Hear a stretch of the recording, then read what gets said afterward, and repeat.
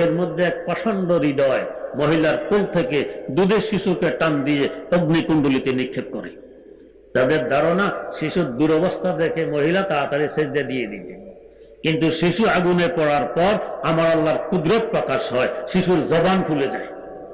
সে আগুনের ভিতর থেকে মাকে দুই হাতে ডাকা আরম্ভ করতেছে, আন্দরা মা দরকে মানে যা কোশাম গরচে দর সুরত মিয়ানে আতশাম গরচে দর সুরত মিয়ানে আতশাম আন্দরা আসরার ইব্রাহিম বি কোদরাতিশ ইয়াফতে ওয়ারদো ইয়াসমি কোদরাতিশ ইয়াফতে ওয়ারদো ইয়াসমি।